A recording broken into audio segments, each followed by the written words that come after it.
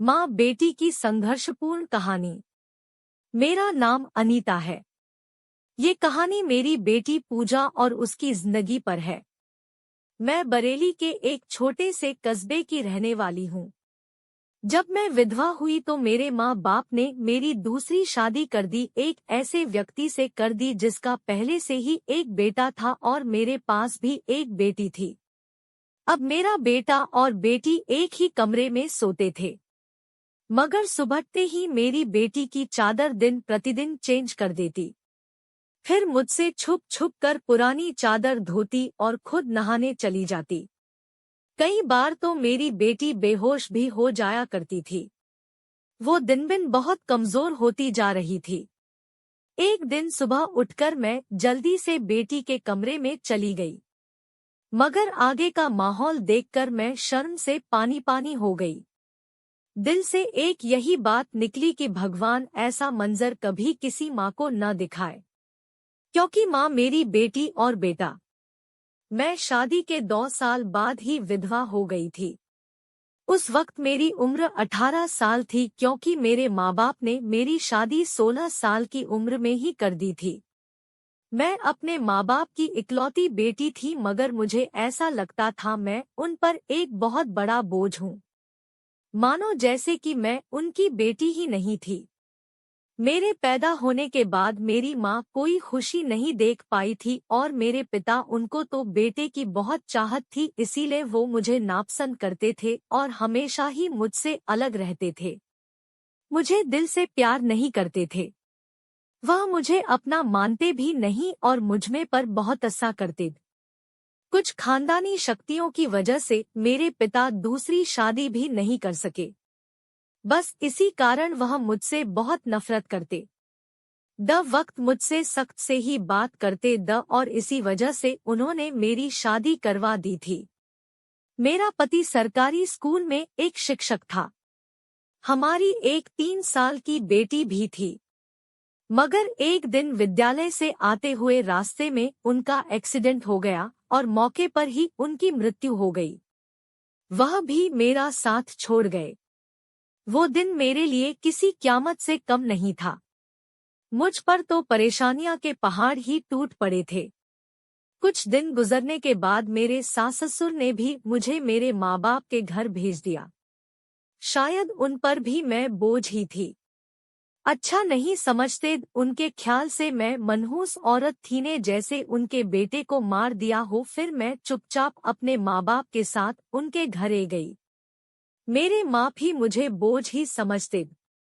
मैं अपनी बेटी को सीने से लगाकर अकेले अकेले बहुत रोती थी। फिर कुछ दिन बाद मेरे माँ ने मेरी दूसरी शादी कर दी, एक ऐसे व्यक्ति से जिसका पहले से ही एक बेटा था और मेरे पास भी एक बेटी थी। हम दोनों एक जैसे, इसीलिए हमारी शादी हो गई, वरना मेरे तो अच्छे रिश्ते भी नहीं आते थे। उसका बेटा मेरी बेटी से 1 साल छोटा था। उसके बेटे का नाम राहुल था और मेरी बेटी का नाम। हम लोग साथ ही रहने लगे और वक्त इसी तरह गुजरने लगा। देखते ही देखते आज 16 साल की हो गई और अब 15 साल का हो गया। जब राहुल के पिता का देहांत हो गया, वह भी इस दुनिया से चले गए। मतलब मेरे दूसरे पति भी हमेशा हमेशा के लिए हमें छोड़कर चले गए। उनकी हमेशा ही तबीयत खराब रहती थी। उन्हें तरह तरह की बीमारियों ने घर रखा था, लेकिन उनकी बीमारियों के साथ जैसे गुजर बसर हो रहा था। उनके जाने के बाद मानो जैसे घर की रौनक ही उड़ गई हो। हमारा अपना मकान था, इसलिए लिए किराए की चिंता नहीं होती थी और मेरे घर में ही एक किराने की छोटी सी दुकान थी। एक दिन जब हम सब लोग सो रहे थे, फिर अचानक ही बहुत जोर से आवाज आई। मेरा तो दिल बैठ गया। मैं बहुत घबरा गई थी और डर भी गई थी। मैंने देखा कि आवाज तो राहुल के कमरे से आई है। मैं उसके कमरे की तरफ दौड़ी तो मैं देखते ही हैरान रह गई। कमरे की छत गिर गई थी। यह देखकर मैं घबरा गई। मुझे डर था कि कहीं राहुल तो इस छत के नीचे नहीं दब गया। जब मैं करीब गई और मैंने जाकर देखा तो राहुल मां नहीं था। वो बाथरूम जाने के लिए उठा होगा। इसी वजह से उसकी जान बच गई क्योंकि उसके कमरे की छत गिर गई थी। मैंने ईश्वर से धन्यवाद किया कि यह तो अच्छा हुआ कि राहुल को कोई चोट नहीं आई, अगर उसको कुछ हो तो मैं उसके सुपिता को क्या मुंह दिखाती। लेकिन अब हमारे पास इतने पैसे नहीं द कि हम उसे छत को दोबारा डलवा सकते। कमरे का तो कबाड़ा ही बन गया था। सारी छत गिर चुकी थी और हमने उसको उसके हाल पर ही छोड़ दिया। उसके बाद मैंने अपने लिए अपना बिस्तर रसोई में ही डाल दिया और कमरे में दोनों बच्चों को सोने के लिए कहा, क्योंकि बाहर तो बहुत ज्यादा सर्दी थी और बाहर कोई सो भी नहीं सकता था और कमरे में एक बेड और एक चारपाई ही थी। दो लोग भी बहुत मुश्किल से सो पाते थे। अब वो दोनों एक ही कमरे में सोते थे। मजबूरी थी, क्या कर सकते हैं। एक कमरे में तो दुकान थी और मेरे पति ने घर में 3 ही तो कमरे बनवाए थे। यूं तो हम 3 लोगों के हिसाब से कम, लेकिन एक कमरा दुकान के लिए भी तो जरूरी था। अब मजबूरी थी, क्या कर सकते थे, गुजारा तो करना ही था। एक दिन मेरा बेटा बेटी के कमरे में सोया तो सुबह सुबह कुछ ऐसा हुआ कि मैं चकित रह गई। राहुल तो सवेरे उठकर नाश्ता करने भी बैठ गया था, जबकि अत्ती अभी तक सो रही थी। वह तो इतनी देर तक नहीं सोती थी, लेकिन आज वह इतनी देर तक क्यों सो रही थी? उसकी आदत थी कि वह सुबह जल्दी उठ जाया करती थी। मैंने उसको आवा भी दी तो वह उठ नहीं रही थी। थोड़ी देर के बाद मैंने उसके कमरे में जाकर उसको देखा तो पता चला कि वो बेहोश हो चुकी थी। मैं बुरी तरह से घबरा गई थी कि उसको क्या हो गया। मैंने फन ही राहुल को बोला के पास के ही डॉक्टर को घर बुला लाओ। डॉक्टर घर पर आया तो डॉक्टर ने कहा कि यह बेहोश हो गई है। लड़की काफी कमजोर है, खून की भी कमी है, कोई भारी कम इससे मत करवाना, बस आराम ही करवाना। फल, अच्छा खाना वगैरह खिलाए, ठीक हो जाएगी। जब्दी को होश आया तो मैं उसके पास गई और मैंने उससे पूछा कि तुम्हें क्या हो गया था। तो वो कहने लगी कि बस ऐसे ही बैठे बैठे मुझे चक्कर आने लगे थे और मैं बेहोश हो गई थी। मैंने अपनी बेटी को कहा कि तुम आराम करो, मैं तुम्हारे लिए नाश्ता बनाकर लाती हूँ।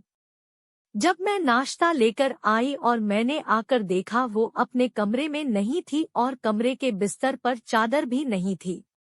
मैंने बाहर जाकर उसको देखा तो वह उसी चादर को बैठकर धो रही थी। मैंने उससे पूछा, तुम यह चादर क्यों धो रही हो, तुम्हारी तो तबीयत ठीक नहीं है। डॉक्टर ने तुम्हें आराम करने के लिए कहा है। मैं उसे पर बहुत चिल्लाई और कहा कि यहाँ से उठो, अपने कमरे में जाओ और नाश्ता करो, कुछ खाओ पियो, तभी तो ठीक हो जाओगी। उसने कहा, नहीं नहीं, मुझे ये चादर जरूर धोनी है, बिस्तर पर बिछाने के लिए। हमारे घर में एक ही तो चादर है। मैंने कहा कि अचानक से चादर धोने का भूत तुम्हारे सर पर क्यों सवार हो गया है? इतनी तो चादर गंदी नहीं थी जो तुम उसको धोने के लिए बैठ गई, छोड़ दो इसे, मैं खुद इस चादर को ध दूंगी। तो यहाँ से उसने मेरी बात नहीं मानी और चादर को छत पर सुखाने के लिए चली गई। उसके बाद ही उसने नाश्ता किया, फिर थोड़ी देर के लिए वो सो गई, पर जा चुका था। उसको सिर्फ मैंने हाई स्कूल तक ही पढ़ाई करवाई थी और वह एक कपड़े की दुकान पर काम करता था। वह बहुत ही मेहनती था। घरवाली दुकान तो मैं खुद ही चला लिया करती थी। वैसे भी उसे दुकान में ज्यादातर बच्चे ही आते। दिन इसी तरह से गुजर गया। उसे दिन राहुल ने मुझसे कहा, आज मैं खाना खाकर आया हूँ।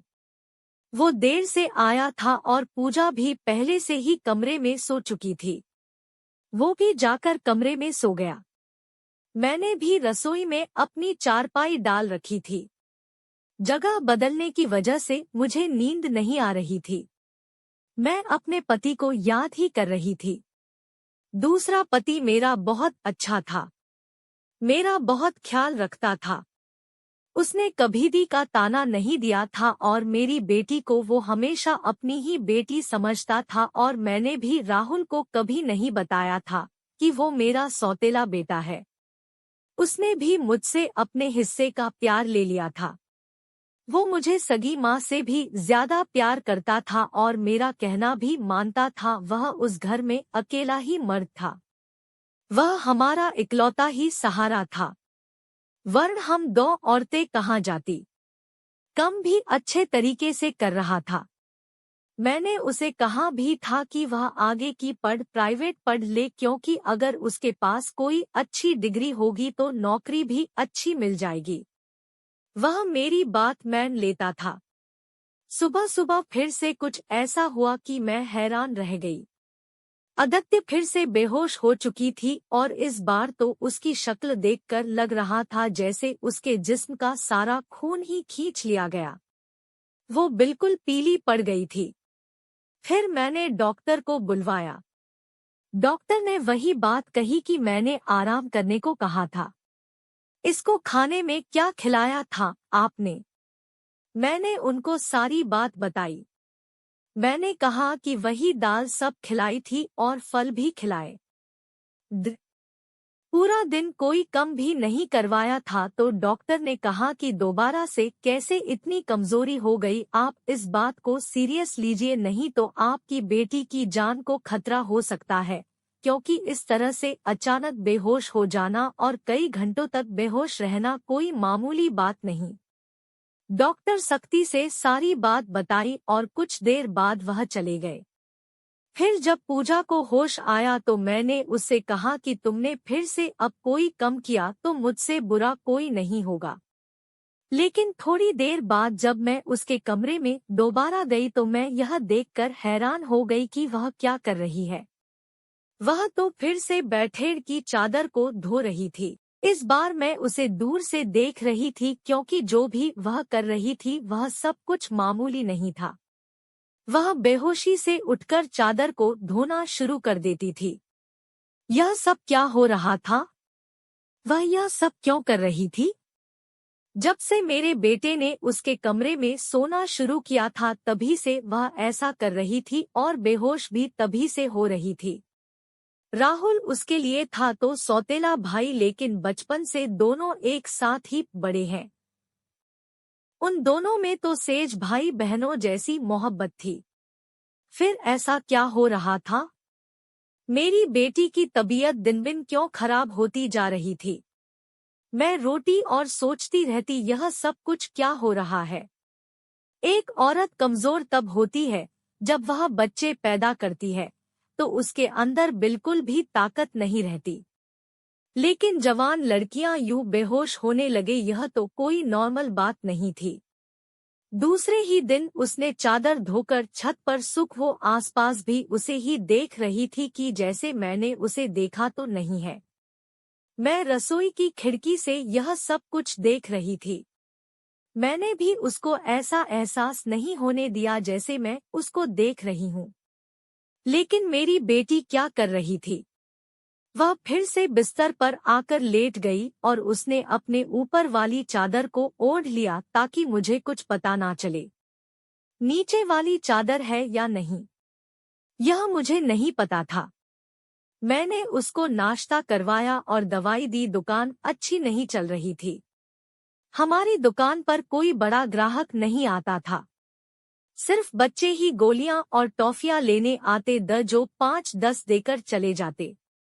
इसी तरह से तो काम नहीं चलने वाला था। मैं बहुत परेशान थी। लेकिन यह बात मैंने अपने बच्चों को कभी नहीं बताई। राहुल को भी कुछ नहीं बताया, क्योंकि वह पहले से ही नौकरी कर रहा था। अब अगर ऐसे में यह बात बता देती तो वह और परेशान हो जाता। लेकिन मैं खुद बहुत परेशान हो गई थी। ऊपर से डॉक्टर ने कहा था बेटी को अच्छी चीजें खिलाओ। लेकिन घर में तो दाल रोटी के भी पूरे पैसे नहीं हो रहे थे। घर का खर्चा करना बहुत मुश्किल हो रहा था। लेकिन एक दिन कुछ बहुत ही अजीब हुआ। मैंने अपने बेटे राहुल और आदित्य को कुछ ऐसी बातें करते हुए सुना जिनकी मुझे बिल्कुल भी समझ नहीं आई। मेरे बेटे ने कहा, यह तुमने तो अभी से ही अपनी तबीयत खराब कर ली है। इस तरह तो नहीं चलेगा। अगर तुम्हें इतनी परेशानी हो रही है तो फिर हम यह सब नहीं कर सकते। मेरी बेटी ने कहा कि नहीं, मुझे ये काम करना है। इसी तरह के मौके बार बार नहीं मिलते हैं, और मुझे क्या पता था कि मेरे साथ यह सब कुछ हो जाएगा। मुझे तो पता ही नहीं था कि मेरे अंदर इतनी भी ताकत नहीं है। मेरे बेटे ने कहा कि अब तो तुम्हें पता है ना, मैं तुम्हारी जिंदगी को दांव पर नहीं लगा सकता। तो मेरी बेटी का कहना था कि नहीं, सिर्फ 2-4 हफ्तों की बात है, उसके बाद यह मौका नहीं मिलेगा। यह सब क्या हो रहा था, मुझे कुछ समझ नहीं आ रहा था। यह दोनों क्या बातें कर रहे हैं। एक दिन तो मैंने कुछ ऐसा देखा जिसको देखकर मैं दंग रह गई। सुबह सब ही मेरी बेटी ने चादर को फिर से धोकर छत पर सूखा दिया और वह एक तरफ खड़ी होकर उल्टी कर रही थी। मैंने कहा कि क्या हो गया है तुम्हें? वह घबरा गई और कहे कि अचानक से मेरा दिल खराब हो गया। मैंने कहा क्या मतलब है इस बात का कि दिल खराब हो गया? तुम्हारा क्या खा रही हो तुम ऐसा, और चादर को बार बार क्यों धोती हो? क्या छुपा रही हो मुझसे? अगर मुझे पता चला कि तुमने कोई ऐसी वैसी हरकत की है जिससे मेरी और तुम्हारे बाप की इज्जत दांव पर लग गई, तो मैं तुम्हें कभी माफ नहीं करूंगी। मेरी बेटी हैरान हो गई। उसने कहा मान, आप किस तरह की बातें कर रही हैं? ऐसा कुछ नहीं है जैसा आप सोच रही है। लगता है आज आपने कोई फिल्म देखी है या किसी ने आपके कान मेरे खिलाफ भर दिए हैं, जो आप इस तरह की बातें कर रही है। मैं ऐसा क्यों करूँगी? और अगर मैंने इस चादर को धो दिया है तो क्या हो, बस इसीलिए धो दिया? आपको तो पता है कि कई दिन से मेरी तबीयत खराब है, तो दवाई खाने की वजह से मेरे पेट में भी खराबी हो रही है। अगर मुझे उल्टी आ गई तो इसका और कोई मतलब नहीं है। मेरी बेटी मुझसे इस तरह से बात कर रही थी। मैंने उसके मुंह पर थप्पड़ दे मारा और वह जमीन पर गिर गई। तभी अचानक राहुल भी आ गया। उसने कहा कि मैन, आप यह क्या कर रही? आपने इस पर हाथ क्यों उठाया? तो मैंने उससे कहा हाँ, मैंने इसको मारा है, इस पर हाथ उठाया है। ऐसा तो मुझे बहुत पहले ही करना चाहिए था, लेकिन अभी मैं पूरी तरह से बात के तहत तक नहीं पहुंची हूँ।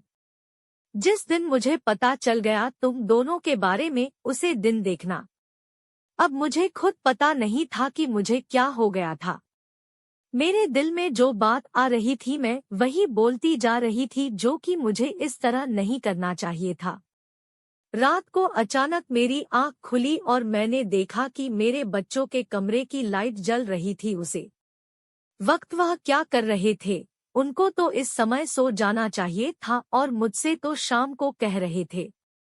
तो वह ना सिर्फ जाग रहे थे बल्कि बातें भी कर रहे थे, किसी बात पर बहुत ज्यादा खुश हो रहे थे।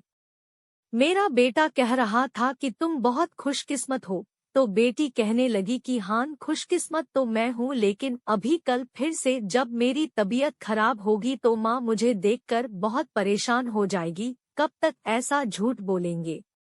बेटा बोला बस कुछ दिन और कर लेते हैं, फिर सब कुछ ठीक हो जाएगा। मैं उनकी बातें सुनकर हैरान रह गई। आज मुझसे रहा नहीं गया। मैंने कमरे के दरवाजे को खोलने की कोशिश की तो मैं हैरान रह गई। उन्होंने दरवाजे को अंदर से बंद क्यों किया था? क्या वजह थी दरवाजा अंदर से बंद करने की? वैसे भी अब मौसम बदल रहा था, उनको दरवाजा खोलकर सोना चाहिए था। मैंने दरवाजे पर बार बार दस्तक देना शुरू कर दिया, लेकिन इस तरह से दस्तक देने के बावजूद भी उन लोगों ने दरवाजा खोलने में आधा घंटा लगा दिया। और उसके बाद जब मैंने कमरे में देखा तो उनके अलावा कमरे में कोई भी नहीं था, और वह दोनों ऐसी शक्ल बनाकर बैठे जैसे नींद से जागे हों। मैंने कहा इतनी देर में दरवाजा क्यों खोला है? तो कहने लगे हम सो रहे। मैंने कहा कि झूठ नहीं बोला करो, तुम लोग जाग रहे और बातें कर रहे। उन्होंने कहा कि हम क्यों इस समय जागेंगे और क्यों बातें करेंगे? हमारा कौन सा कल पेपर है जो हम तैयारी करेंगे और जागेंगे? हम लोग तो सो रहे।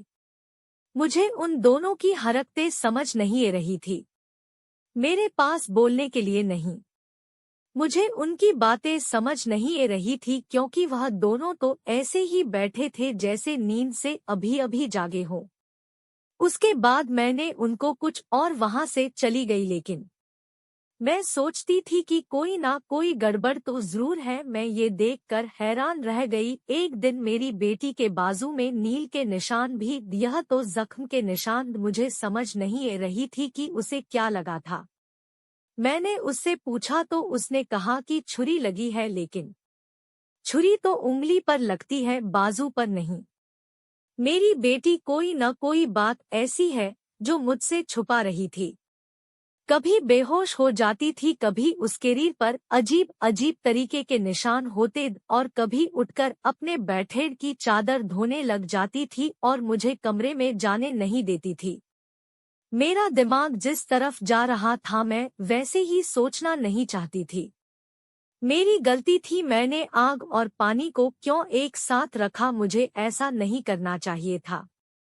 मैंने सोच लिया कि मुझे अब क्या करना है। जवान लड़का और लड़की को मुझे एक साथ एक ही कमरे में नहीं सोने देना चाहिए था।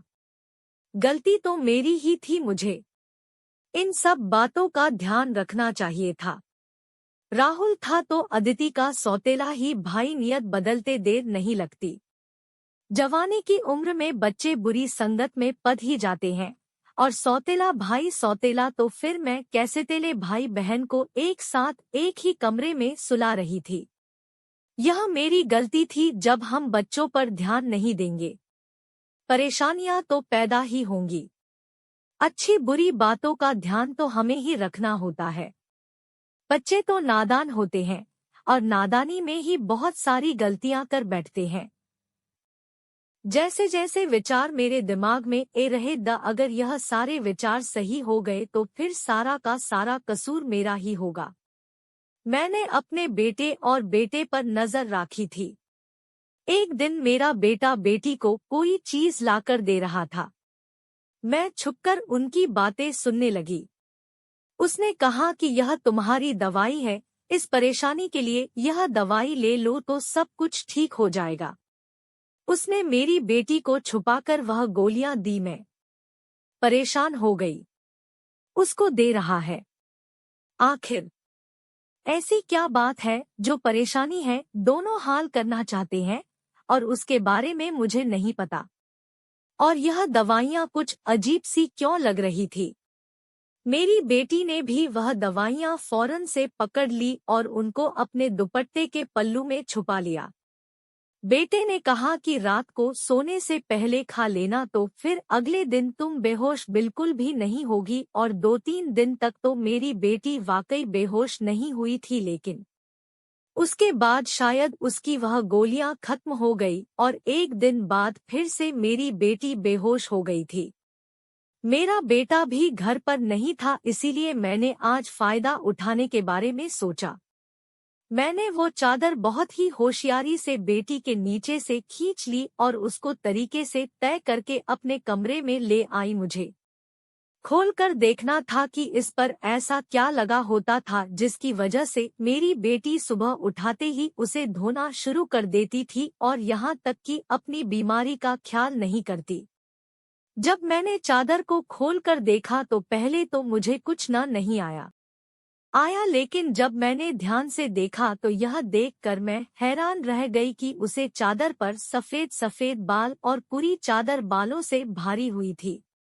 मुझे समझ नहीं आई यह किस चीज के बाल हैं, क्योंकि यह बाल बिल्कुल सफेद और मैं हैरान हो गई, लेकिन मुझे यह बात समझ नहीं आई। मैं सोचती रही कि यह सब कुछ क्या हो रहा है। मैं बेटे और बेटे की हरकतों पर नजर रख रही थी, इसलिए सारा कुछ अपने दिमाग में सोच रही थी, लेकिन मैं किसी नतीजे पर नहीं पहुंची थी। तब तक मेरी बेटी को यह पता चल ही गया कि चादर मैंने देख ली है, तो वो मेरे पास आकर बैठ गई और कुछ अजीब सी घबराई हुई नजर आने लगी।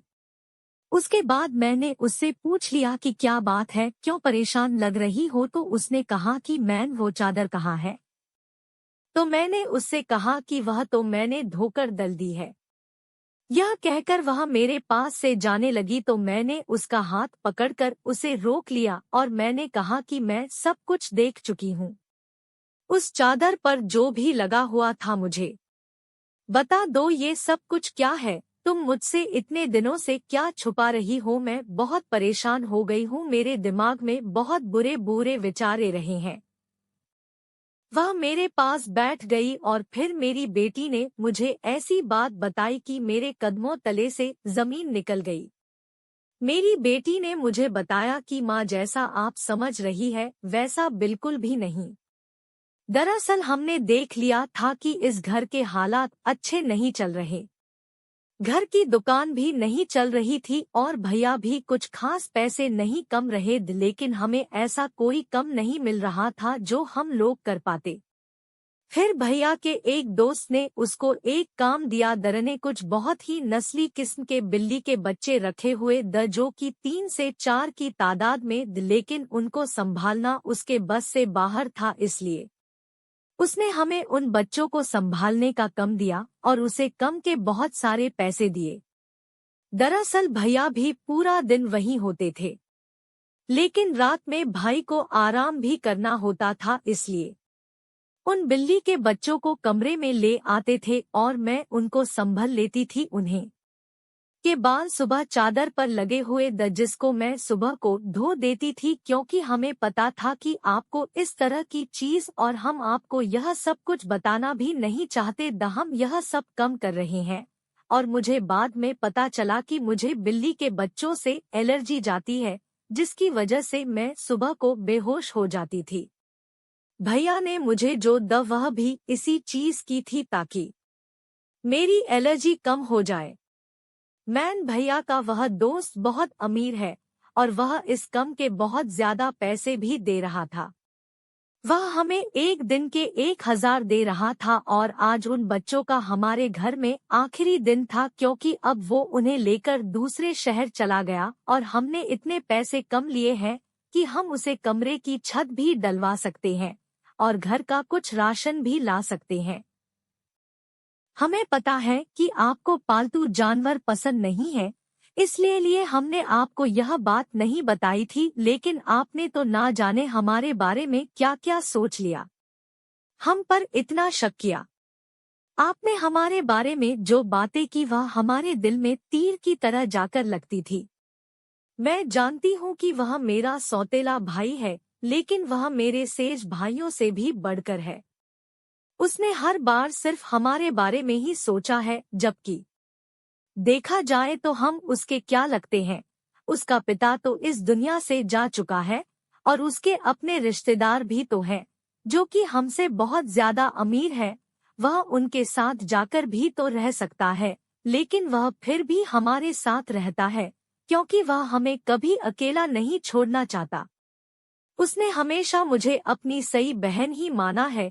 उसने कभी मुझसे कोई गलत बात नहीं और वह हम साथ भी देता है, हमारे लिए बहुत कुछ करता है।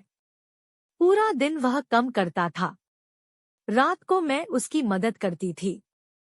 वह कहता था कि वह रात में भी यह सब कुछ कर लेगा। दिन भर तो वह बेचारा मेहनत करता था, इसलिए मैंने उससे कहा कि रात को तुम आराम किया करो, बच्चों को मैं देख लूंगी, इसीलिए मैं उसकी मदद कर रही थी। मुझे यह सुनकर बहुत ही ज्यादा अफसोस हुआ और मुझे खुद पर बहुत गुस्सा भी आ रहा था। मैंने अपने बच्चों के बारे में क्या क्या सोचा। मैं अपने बच्चों के बारे में जितना गलत सोच रही थी, मेरे बच्चे उससे भी कई गुना ज्यादा अच्छे हैं। इतनी गलत बातें मैंने उनके बारे में सोची जितनी मुझे सोचनी भी नहीं चाहिए थी। हमने यह बात राहुल को नहीं बताई। आदित्य ने भी उसको कुछ नहीं बताया कि मुझे सारी बात का पता चल गया, क्योंकि अब यह काम वैसे भी खत्म हो गया था। उसकी गिरना नहीं चाहती थी। कुछ दिन बाद राहुल ने उसे कमरे की छत डलवा दी और अब हमारे घर का कमरा भी ठीक हो गया। धीरे धीरे हमने बहुत मेहनत की। मेरी बेटी ने भी घर में बच्चों को ट्यूशन पढ़ाना शुरू कर दिया था। हमारे हालत पहले से बेहतर होने लगे। धीरे धीरे इतने बेहतर गए, हमारे कोई तंगी नहीं रही मेरे साथ। जिंदगी ने बहुत बुरा किया था, लेकिन अच्छा ये किया कि मुझे बहुत ज्यादा नेक और अच्छे बच्चे दिए, चाहे वह मेरे अपने चाहे वह मेरे अपने दया पराए ईश्वर की कृपा से मेरे दोनों बच्चे बहुत ही मेहनती हैं और इस बात को समझते हैं कि अभी उनकी मेहनत के दिन है, हाथ पर हाथ रखकर नहीं बैठ सकते क्योंकि उनके सर पर पिता का साया नहीं था और मैं भी कुछ खास कर नहीं सकती थी। इस बात का उनको एहसास था और यह एक बहुत बड़ी बात है। ईश्वर की कृपा है कि अब सब कुछ ठीक हो गया। ऊपर वाले का लाख लाख शुक्र हुआ। जैसा मैं सोच रही थी वैसा कुछ नहीं हुआ, लेकिन ऐसा हो भी सकता था। अगर ऐसा होता तो मैं कहाँ जाती। मैं इतना कहना चाहिए जो ऊपर वाला चाहता है होता वही है। मेरे बच्चे बहुत समझदार हैं और उनके दिल में कोई ऐसी बात नहीं है, लेकिन फिर भी मैं ऐसी माँ को नसीहत करूंगी। बच्चों के साथ के इस मामले में थोड़ी एहतियात जरूर करे और वह गलती ना करे जो मैंने अपने बच्चों के साथ की है। मुझे दोनों को एक कमरे में नहीं रखना चाहिए था क्योंकि जो ना हुआ वह हो भी सकता था और अगर वह हो जाता तो सब कुछ खत्म हो जाता। मेरे बच्चे तो समझदार थे शायद मेरे साथ, इसीलिए ऐसा नहीं हुआ। अपने बच्चों का ध्यान रखे, उनकी जिंदगी पर भी ध्यान रखे और वह कब क्या कर रहे हैं इस बारे में पूरी जानकारी रखें और बच्चों पर प्यार करने के साथ साथ थोड़ी शक्ति भी रखें। और वह क्या गलती कर रहे हैं क्या नहीं, इन सब बातों के बारे में उनसे जानकारी लेते रहे और इस बात का ध्यान रखें।